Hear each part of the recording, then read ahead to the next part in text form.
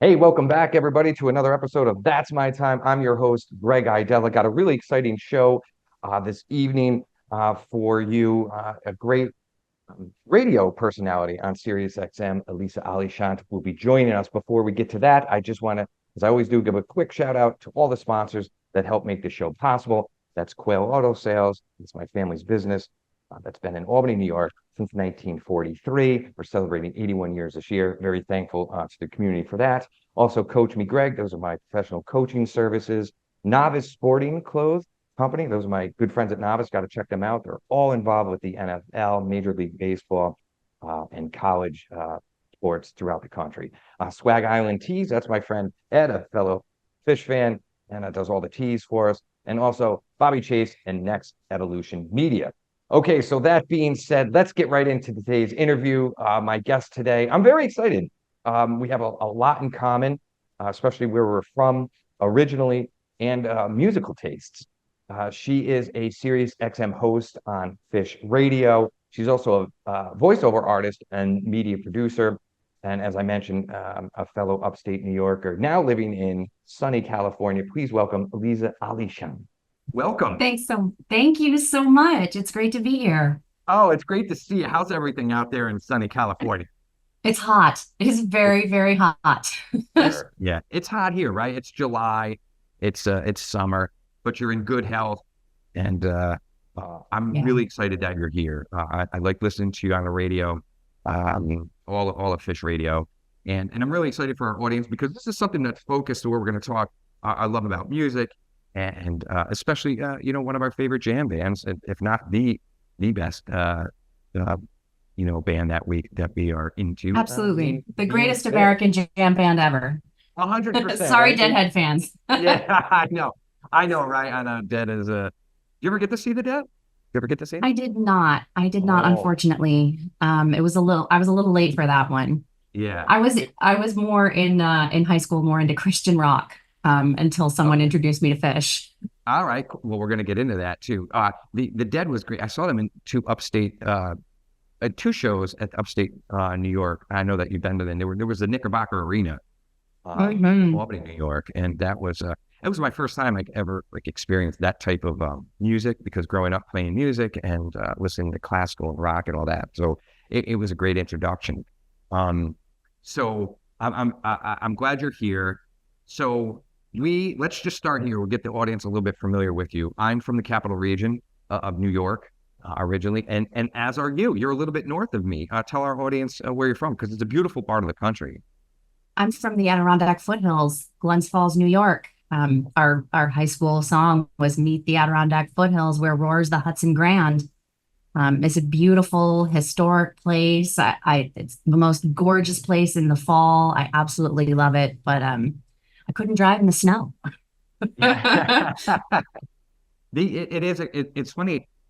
It is a beautiful area. I was up in the Adirondacks actually just recently, and it is it's a 6 million acre park, and there's so much to do up there. And as you mentioned, in fall, it's absolutely stunning. And there's so much actually year round, but in the summer, it's super fun. We were talking off air about Lake George, and it's just it really is a beautiful lake, and it's a national treasure.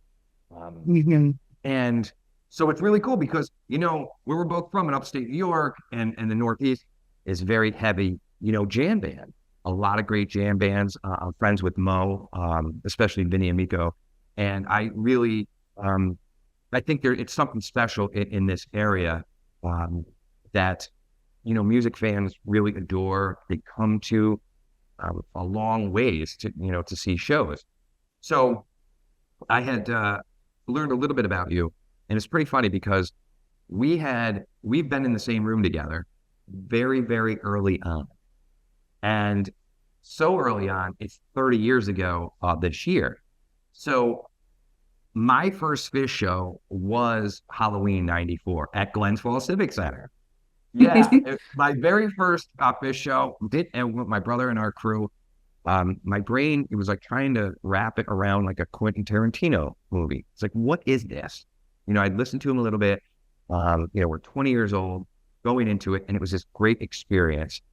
Tell me about because I know you were at that show. Tell me your experience first time you saw them, And then, leading into what your feelings were when you saw them with this. It was a monumental. It was a Paramount show in their whole canon. Tell me what your experience was like. Well, my first show was at SPAC 71094. So it was I'd heard Phish the summer before. I'm probably going to mention some inappropriate teenage behavior here, but I was at a college party between 11th and 12th grade, and some of the kids played it. They had gone to Union College, and so they had been at the Union College show in 92. They played Contact. I couldn't get it out of my brain. I went to the record store and asked them what it was, and the guy who worked there was like, "Oh yeah, that's Phish. You're going to love them." So I got all their records. I think it was just Hoist, and at the time it was Hoist and Junta. Yeah, I went to that show. I had a great time, but I had fun, but I didn't quite get it. And then Halloween came around, and more inappropriate teenage behavior. I grew up at the Glens Falls Civic Center. My father had season tickets to the Adirondack Red Wings, and so I knew a lot. I knew that Civic Center very well. I knew a lot of the people there. So I didn't have a ticket for that show, but I did see the second and third sets. Let's just put it that way. Oh, all right. A little yeah, in the old back door. Very cool. yeah. So you came in at the right time. That was a marathon of a show. If people aren't familiar with it, they played. It was like 3 o'clock in the morning or something when we got out of there. It was crazy. Exactly. Yeah, 3 a.m. And when they played, they played the entire Beatles White Album in its entirety. And I didn't quite get it. It took me like 3 or 4 songs and like being like, wait, this is the Beatles? Like what? Yeah. This isn't Phish. What's going on? And right. I'm shy, 17-year-old kid. So I wasn't like asking everybody. I was just like, this is the weirdest thing. This is the weirdest thing I've ever experienced. And then when Fishman got naked, like on that stage that I had grown up all this time, like, good Catholic girl, Youth for Christ, like all and then here's this dude naked on the stage that I grew up on. So it was mind blowing that like there could be that much freedom in music, and it's never been the same since. That's a great way to put it. Yeah. The freedom in music, 2 things about that night and with Fishman, because I had met Fishman, hung out with him for one night. Just a handful of years ago, and that actually came up that show.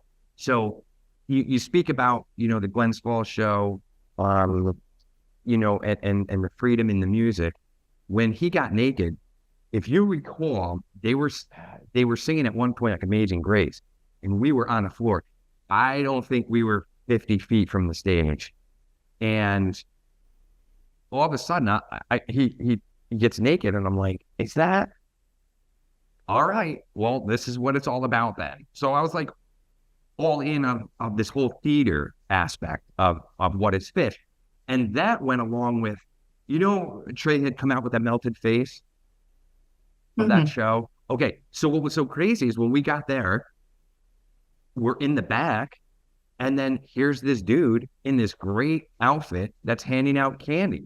And we were like, he handed us candy. It was like, walk right by. We're like, wow, that's pretty wild. And then just moments later, he walks out on stage and we're like, oh, this is insane. This is a scene. These guys are into their own thing.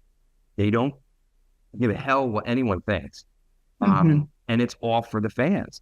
And I really found that interesting. I think most bands are that way, but I think these guys were full of like humility in the way of like, look, take us or leave us for our music.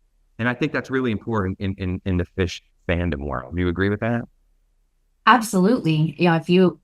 They're not trying to impress anyone. They're up there to have a good time. It's not about being rock and roll stars. It's about making music for the people, and it's about being grateful for what we do have. Like this is most of us in Phish come from who follow Phish and the band themselves come from a certain amount of privilege. And so this fact that we're able to do this is we just need to be so grateful for it. And it comes through in that music that like, yes, we do have this privilege, but this privilege comes from is great responsibility to spread this joy. And I've always felt that with Phish.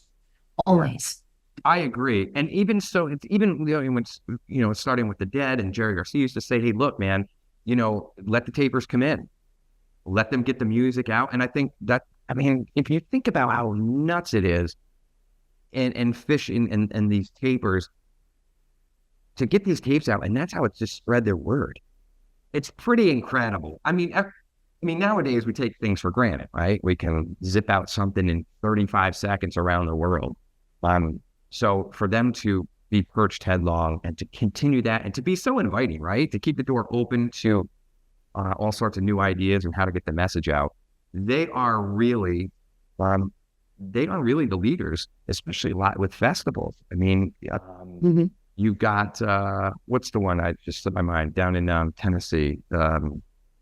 Ah, Bonnaroo, Bonnaroo. right? So, I mean, the people put on Bonnaroo called Phish, and Phish is so benevolent, which is something that I really like about them. Very benevolent with their ideas, their talent, and their people. Say, yeah, look, this is who we use.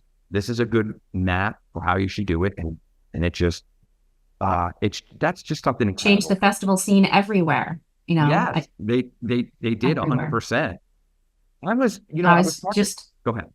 I was just at High Sierra Music Festival this past weekend, and spent 33 years that the festival's been around, and I realized even High Sierra came after the Clifford Ball. So yeah. That's in Red Rocks. Is that where you were you just at Red Rocks? No. I was at High Sierra for the 4th of July weekend. So I've been getting around this year. But yeah, I was just in Vail. I saw La Boheme, and it was amazing. I went to Red Rocks too, and we saw Trampled by Turtles. Oh my God, they were so good. Is that right? They're a string band from Missouri, and they were amazing. They blew my mind. And then they had this other gentleman out, Jason something or other. I don't remember what his name was, but he came out. He warmed up the crowd, and then he came out later and played with them. And he did Rocky Mountain High. Wow. I cried. I wept. Like your first time at Red Rocks, Rocky Mountain High. It was so beautiful. What an amazing venue that is. Yeah, I can't believe I to see that. Oh, you have to go out and see it. Like you're nice and fit too, so you definitely can. Because boy, it's a workout. You earn going to Red Rocks and stuff. I know it's crazy, but it looks gorgeous, and everyone says that same sentiment that you just espouse. That you have to go and see that. So that's on the list. Just jumping back quick. We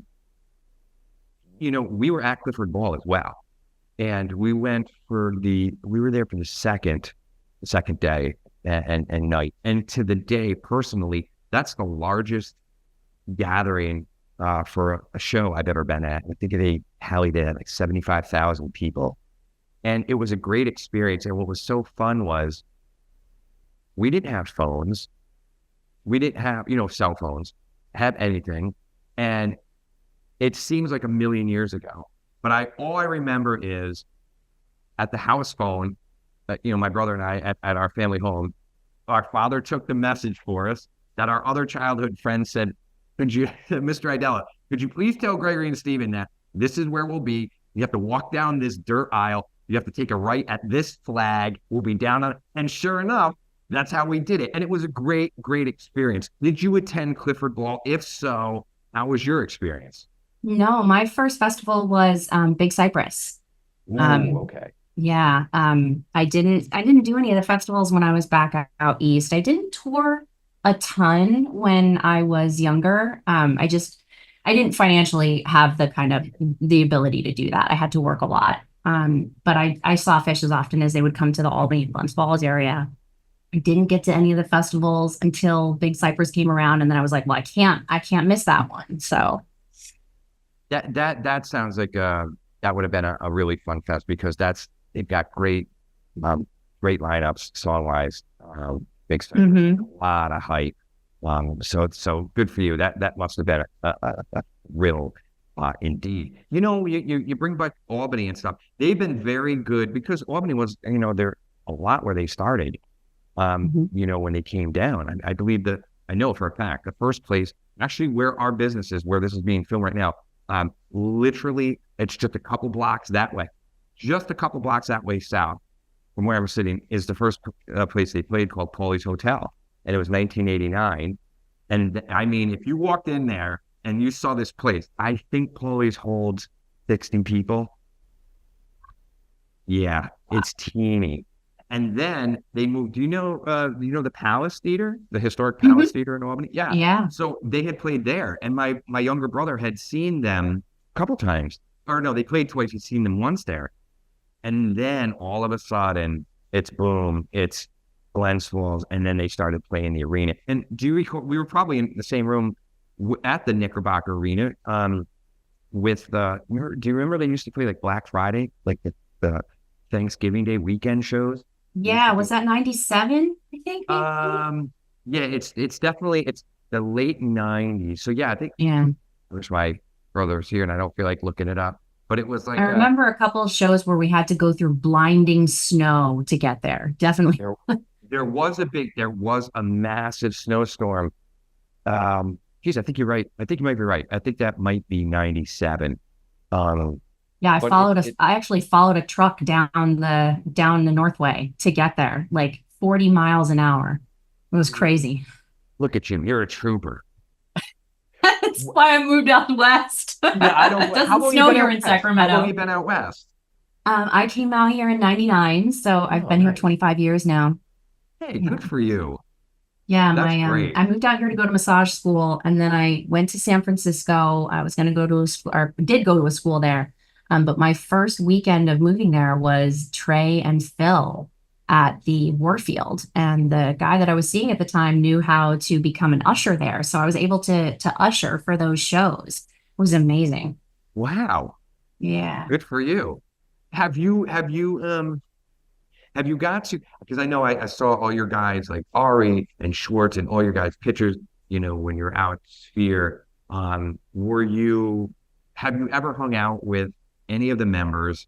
Do you have any, and if so, do you have any fun stories? I won't get into it. I got to spend a night with I Kristen haven't. People automatically assume that because, I'm a DJ on Phish, or a host on Phish Radio, that that we hang out with the band. But even the times when we are backstage, the band keeps themselves separate. That's something that Trey talks about that with Mark Marone in his interview, like that.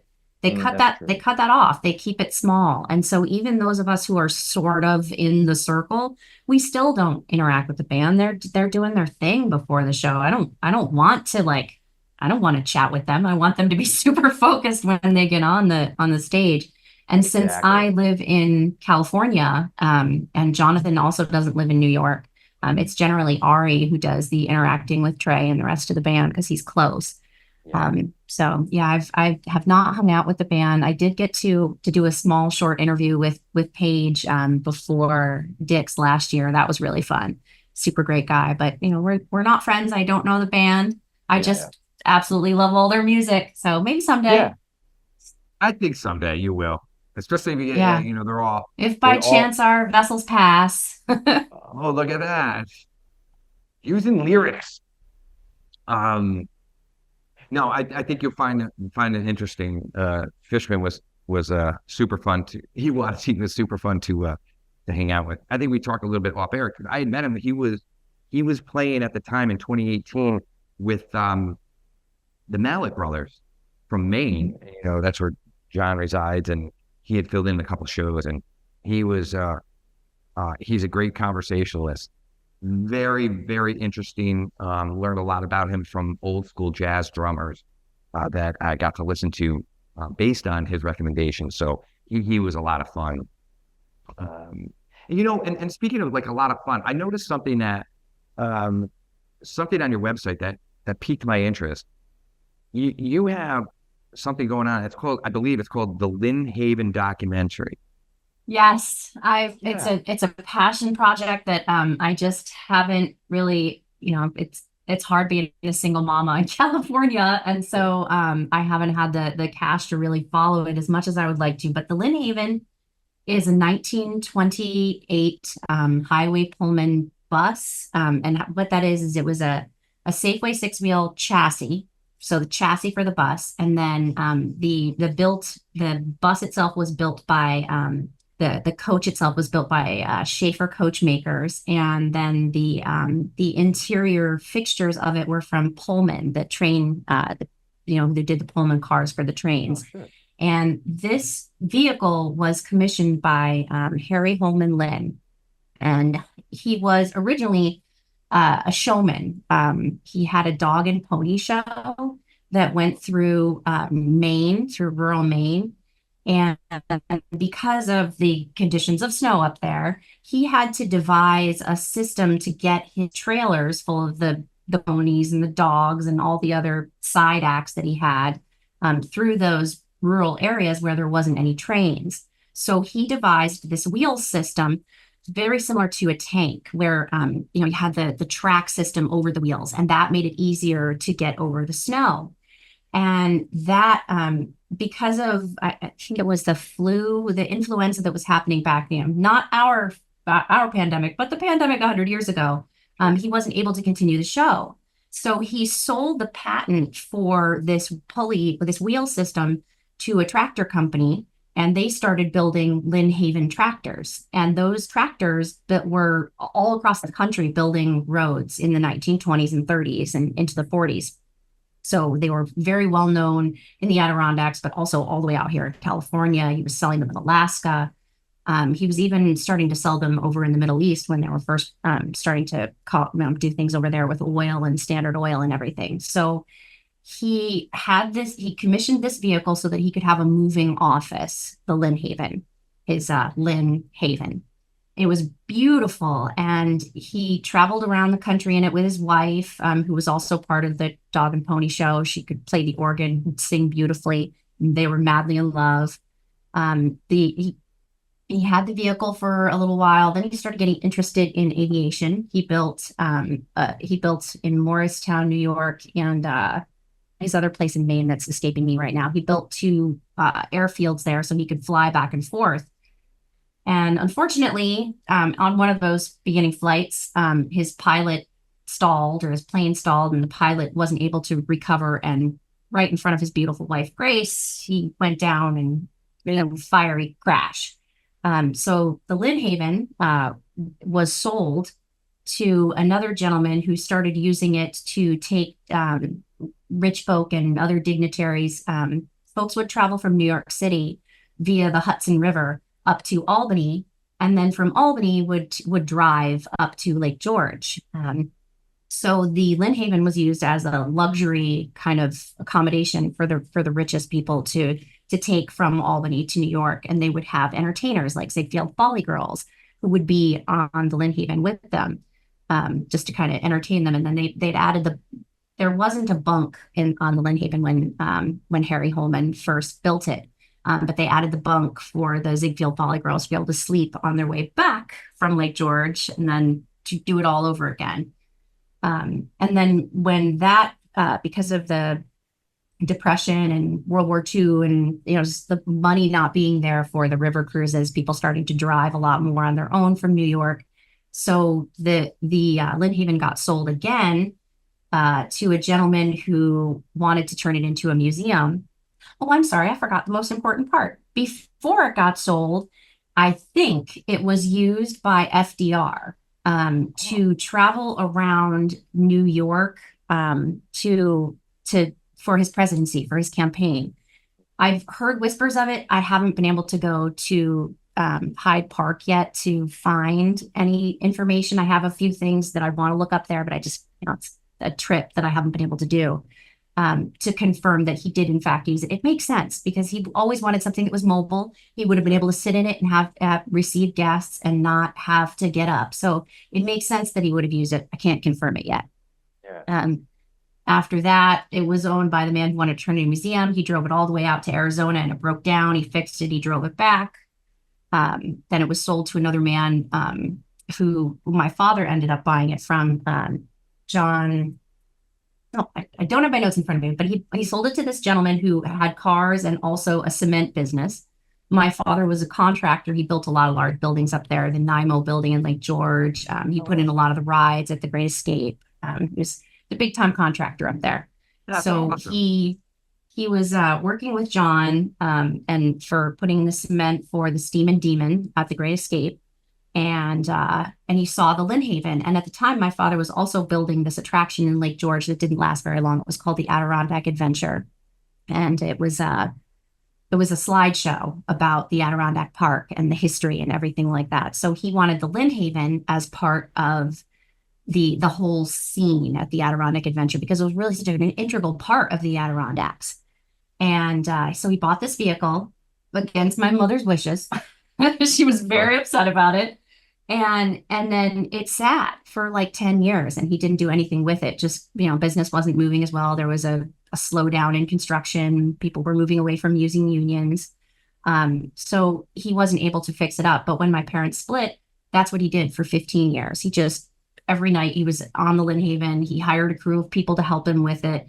And he even bought a herd of cattle because the wainscoting and the lower part of the Lynn needed they need to be cut a certain way in order to be efficient. And when you have a cattle hides, they only come in half hides, but it was more efficient to have them in whole hides. So he bought the whole herd so he could decide how the hides were cut and then had to re-deal the herd afterwards for the meat. It was just the craziest stuff. Then when he finally did get it finished, the Adirondack Adventure had closed. He was running the downtown market in Glens Falls. He renovated the B.B. Fowler building, which is now a restaurant. Used to be Amy's after it was the downtown market. And now it's like a sweet little nighttime bar and club. But he finished the Lynn. He was running that store. And I moved out to California. Father-daughter difficulties. He didn't think following Phish was a good career choice for me. So I was out here in California, and he ended up having to sell the Lynn at a large loss because he went bankrupt. And I hadn't seen it completed. So he sold it he sold it before my brother and sister and I ever saw it finished. I was 25, so I didn't quite understand, but there was something about he sold it and then he was able to take the loss as part of for his taxes so that he had to pay less in taxes. So it ended up being beneficial for him. But all said, he spent almost $1 million renovating that thing. Oh my goodness. In the family, we like to joke that that's our inheritance. Yeah, right. Yeah, they're just sitting there. Look at it. So yeah. First of all, that's a tremendous story. And the route, and it's too bad like the Lynn didn't have like a GoPro on it the whole time. It would have been incredible just to see this whole, how it came to fruition and then, the ups and downs of it. So where is it now? What happens? Well, unfortunately, about a year after I moved out here, and Dad had sold it, he came out here to see me graduate from massage school, and he passed away in 2001, right. In December of 2001, unexpectedly. Oh, I'm sorry to hear that. So we just, thank you. We never figured out where it was. My brother took most of the records from my father. He had moved to Florida at that point, the year before. And my brother took most of the records into his house, but then my brother had a massive flood in the basement. So a lot of the records were destroyed. My dad was a kind of a finished carpenter, and he liked to make toys and things, doll houses and stuff. So a lot of the things that he had made were all ruined in this flood. And so we don't know where it is. And I have tried to do research on it. It was sold at auction at 2 different times. I have the antique VIN number for it, but an antique VIN number is really hard to look up. It doesn't have all the same numbers or anything. So I am looking for it, but just don't really know where to go from here to find it. I did, when I started the Facebook page about it, and I started a little bit of a podcast on it, this gentleman reached out to me from Maine, and his name is Rags O'Brien, and he is like a second or third cousin of Harry Holman Lynn, and he also wants to find it. So some of the ragtime that you hear on the couple little podcasts that I did make, that's music that Rags did for the podcast, because he's really excited to find it too. He reaches out to me every once in a while and says, "Hey, did you find it yet? Like, let's do it." Because I want to find it. I want to make a documentary about it. It's such a beautiful story. And ultimately, I think it should live in the ADK Museum up in the Adirondacks, that one in the Blue Mountains. that's where it should live. And that's my goal. So hopefully, it took my father until the time of his death to finish it. So that's my life project, is getting that into a museum. Well, that's a great story. Thank you for sharing all that and all your father's efforts as well. And perhaps we can put this out to our audience. If if anyone's an aficionado of this type of venture, reach out to Elisa and let's try to find a Lynn Haven and get it back home to Adirondack. And perhaps maybe that museum, Elisa, would have some information on how to go about that. And to further that, I will offer my assistance. That if I can be assistance here for you on the East Coast and to help find that, I will do that. And let's get it in the museum. And so for the future generations to hear that story, it's a great traveling story. I love that offer. I'm totally going to be taking you up on that. Yeah. We'll talk offline. Yeah, 100%. Let's do that, because that really piqued my interest. Learning about you, and I didn't know the depths of it. So thank you for sharing that. That's and someone that's taken a train from New York to Colorado. That's the farthest I've ever taken a train. The Zephyr. You took the Zephyr. I did when I got to Chicago. Did too. Yeah, you get on the Zephyr that ends, I believe, in San Francisco. It does. That's when I first moved out here. I took the Zephyr out after New Year's of '98. I went downstairs in Penn Station and got on the train, and it actually decoupled on the way to Chicago. It was so cold, and all the hippies were in the smoking car, and I woke up and I'm like, it's freezing. What's going on? And we all wake up and realize, oh my God, the train has decoupled and they've left us on the rails. Oh my goodness. So yeah, it was crazy. How long? There's a story. How it was like an hour. Oh, was that right? It was like an hour. Yeah. And when they realized that we were detached, it was our car attendant woke up and was like, oh shit, called them and had the train come back. And then we went like 25 miles an hour the rest of the way into Chicago. So it took almost a full day to get from New York to Chicago. Oh my. It was crazy. But Amtrak handled it really well, just so I could say. Amtrak was awesome. They waited on the Zephyr for those of us who had to get on. Of course, the snow probably helped too. And then they fed me the whole time, even though I was in coach. They made sure that I got to eat in the dining hall in the dining car every day. So that's the least they could do. Huzzah to Amtrak. Yeah, right. Oh, that's great. Wow. Yeah, it's a fun ride, especially when you get on that Zephyr. I remember the glass car on the train. It was all glass, and you could really get a scope of really how flat the Midwest is right out to Colorado. So I encourage people to do that if you can. So yeah, that's wild story. Wow. See, there you go. There's a second thing we have in common.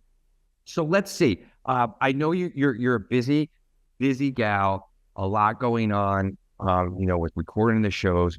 Let's get back into what is the Summer Tour 2024 with Phish. And it's a big one, right? They got Montegreen coming up, a massive festival, which unfortunately, my brother and our crew, we will not be attending because of other events and commitments this summer. We were really excited when they announced it and really tried to squeeze it in because we were all set to go with Curveball.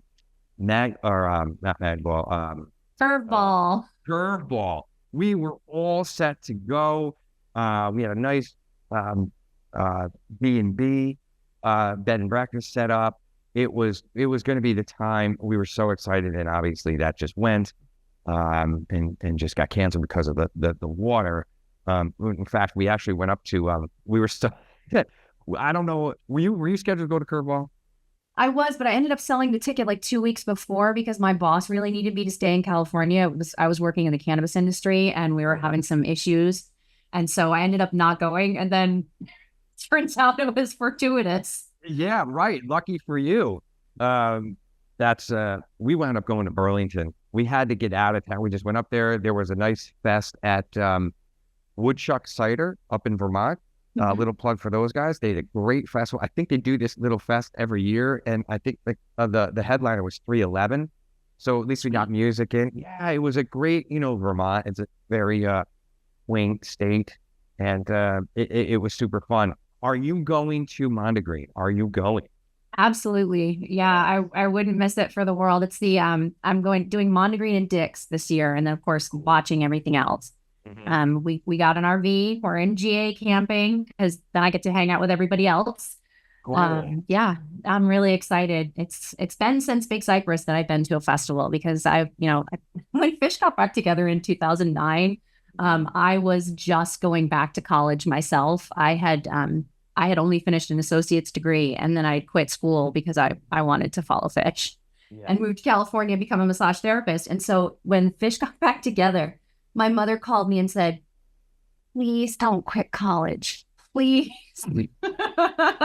I'm not going to quit college this time, Mom. So I only, again, just went to shows in California a few times until I graduated. And then in 2016, it was like, I had a boyfriend who didn't like Phish, and I was like, I'm all set with you because I'm going on tour. And then a couple of years later, I got the gig with Phish Radio, and it's just been all Phish all the time now. It's great. Wow, you're living the dream. It's great. I'd say that any Phish fan, is a little envious of that, to be able to go on the air. Because I've done crowd control once, and it was great to go out and tell stories, for that one time. And you guys you, Ari, and Schwartz are in great positions to be able to articulate, what you guys see, and that passion really comes through. And that ultimate Phish, passion that everyone has, and you guys really bring it to life. So, keep up that good work. What are you looking for? I know Trey's been talking a lot about this.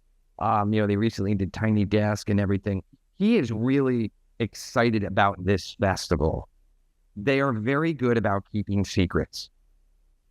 Is there something that, if you know that you can tell? No, I understand. I respect that if not. But furthermore, is there something that you're looking forward to with this fest for the whole, family community? Well, everybody getting to be together is really important. I'm looking forward to seeing the artwork and what they're gonna do with the idea of Mondegreen. What misheard. Are they going to do misheard lyrics for a full set? Are they going to make artwork out of it somewhere? Like, will there be like rolling cantaloupes out of a bowl because you got to roll like a cantaloupe out of the bowl? Like, are there going to be things like that? I don't know. But the thing that I personally am most excited about, other than the music, and because the band is just totally ripping right now, is, and this is why I picked GA, is because I want to be with my friends. Like, usually when I'm going to a show, especially on the weekends, I'm also doing my show. So I am not going to late night gigs. I'm not spending a lot of time at the pool. I'm making sure that my shift gets done.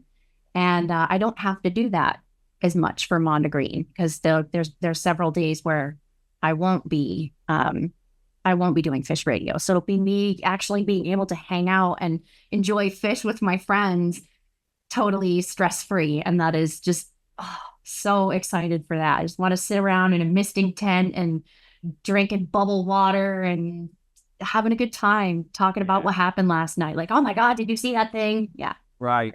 Yeah, no, that's great. I'm glad you're excited for that, and I can feel that enthusiasm. And I think it's going to be a great fest, and I wish we could be there. So you're doing Mondegreen, and then you're going to do Dick's. All right, that's cool because we are going to Mohegan Sun. We're going to see both shows there, and one night in Bethel. That's really our schedule kind of lot. For this, but it's very exciting nonetheless to be able to do these things. And to your point, man, it just would be great to be at that fest and to kick back and to be with friends and just for the music and the art. So I wish you safe travels with that. I think it's going to be great. Couple things before I let you run. It's been great, by the way, having you on. This is great. Thank you. Yeah, you're welcome. I love the opportunity, to be able to speak to people and they want to, they're chill with coming on the show and we get to talk and geek out about, things that we like from all ranges and walks of life. So let's see. So I know that quickly. We'll do this because when you were back in California, when you first moved out, you joined a group called the Funky Bitches. Mm-hmm. And that was basically like just like a group of people that were basically into Phish and that really cemented your in with them in a way of like broadening your horizons and getting to really get with people? So the funky bitches, Phish is very dude centric. If you're at the Sphere, you saw like the line for the men's room was so big they actually had to have stanchions and guards at it. Like they literally had people keeping track of the men's room bathroom line at Sphere. The women, we were just waving at the dudes as we went by, and it has been like that. And it very much was like that in the beginning. So Allison and Tara are two of the people, and then there's Emmy as well. They are the people who created the Funky Bitches back when we were still doing listservs before there was social media, and it was created as an organization for women to be able to network with other women on Phish tour, so that you could provide a safe ride by if there were two Funky Bitches, two other women who were in this organization that were going to be in that car, then that was a safe ride. So you could be sure that here's a Funky Bitch safe ride, or a safe place to stay. There's two Funky Bitches in this vehicle or in this hotel room. It's a safe place for you to be. So it was a way for us to be able to make sure that we were in a safe space and taking care of each other. And then the listserv itself was a way for us to communicate and make friends and share stories about what's in your bag, what are you packing, like what's going on in your life, how is Phish affecting you, and all that kind of stuff. And we just made the most incredible bonds that way. And then the other thing that the Funky Bitches do is, you've never been in the ladies' room, so you wouldn't know, but we provide bags. The people just make bags full of pads, tampons, hair ties, aspirin, things that you might need that you forgot or ran out of or whatever. And then we leave them in the bathrooms at all the shows. Yeah. Wow. That's the Funky Bitches. That was not my original idea. I joined it because I wanted to, moving out to California and not really knowing anybody, I wanted to make sure that I did have a safe group of people to be with. And those women, many of those women I'm still extremely close with. So we've been doing shows together for years. Shout out to the Funky Bitches. Mm-hmm. And everything that they do. That's great. So let's leave the audience with a couple things. So I'm going to guess, because you mentioned it before, give me your favorite song by it. I know it's hard. It's a goofy question because there's hundreds you can choose from, but it's more. Really? It used to be Contact, but it's totally more. And because more talks about, more is the essence of Phish for me, that all of this that we get to experience, there is more than this. And it is our jobs, in my opinion, it is our job to take that love, that energy, that joy, and bring it back out into the world. Kelly Morris, I think that's her name. She created this beautiful video to More that really exemplifies that, of how like there's so much pain and angst and everything in this world because, we live in the third dimension of chaos and creation, that we need music as an outlet to process all of that and to be able to kind of clarify it like it's a filter, a charcoal filter that it goes through so that we can take those emotions and turn them into joy and bring it back out onto the planet. And I think that's what More is about. Wow, that's a great explanation. And I'd say 99 maybe 100% of Phish fans would agree with that whole sentiment. So very well put. That's great. Even the ones who don't like the mushy stuff, they'd agree that is what that song is about. Just may not be what they like. That's true. Yeah, that's very true. So with that, let's see. So I know this is another tough question as well, but do you have a favorite show that stands out? Sometimes people ask, "What's your favorite show?" Oh, my last one.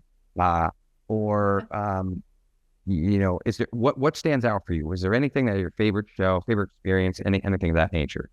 I mean, I would have it really is the last show because there's just nothing like the Sphere. It was those were my favorite shows of all time, and it sounds elitist because everybody doesn't get to experience that, but Phish, hopefully Phish will be playing there a lot more so that everyone can, and it's not as novel, so that the tickets aren't as difficult to get to, because everyone should be able to experience that just like Red Rocks. It was like living inside of your television and your headphones.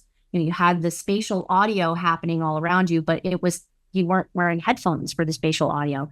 And then you were just engulfed by I was right in the middle too. So you were just completely engulfed by everything. You couldn't see anything but what was on the screen, unless you like completely turned around, and you couldn't do that. I couldn't turn around without holding on to the back of my seat. It was a little discombobulating, but also just the most amazing time ever. So I would have to say it was the 4 Sphere shows. The first one, probably because it blew my mind the most. Sure. Yeah, But the Jim Pollock moment, oh my gosh, wow, that was amazing. Yeah. That's now that was a real treat. We couldn't get in because we tried, and then we kept getting bounced, and then all of a sudden tickets were like $75,000 each, and we were like, yeah, we have a cap, and so but we had friends that had gone and conveyed back those same sentiments. So yeah, we hope that they do hit it again, and then it's a great invite, so everyone can experience that. So that's really cool. So what we'll do is let's see, you're a woman on the move, you got a lot going on. Where can people stay in touch with you, get to learn more about you on social media or website? Let them know. Well, my website is elisaallechant.com. Always under development. There's not a ton there, but there's a little bit about the Lynn Haven and connections to it. And I'm on Instagram. I'm pretty busy on Instagram and on Facebook. I'm not a creator though, so don't expect to get creative reels from me. I'm not Cam the Man. I'm not Sneakin' Alley. That's not in me. Those guys, They are so good. Oh, he just did a set. He just did a set of comedy at the Oregon County Fair. It was hilarious. He has a video of it on his social media. So I gotta check that out. Yeah, for sure. Very cool. But yeah, Instagram at Elisa Allechant. Also Facebook. I have a professional page on Facebook as well. So very cool. Well, thank you. Well, Elisa Allechant, it's been a pleasure having you on. Thank you so much, Greg. This was great. Oh, you're welcome. Thanks for taking the time. Thanks for getting up early, West Coast time for joining me. I do appreciate it. I want to wish all you guys there at Phish Radio, continued success. Keep kicking ass out there. Keep reporting back. Those interviews coming. Everything that you do, and like I said before, that passion really comes through. So, Elisa Allechant, thank you very much for joining us today. I will see you down the road for sure, and hopefully in person sooner rather than later. I want to thank everyone for tuning in, and just enjoy your summertime, enjoy your family and friends. One love, and we'll see you soon on another episode of That's My Time Show. Till then, see ya.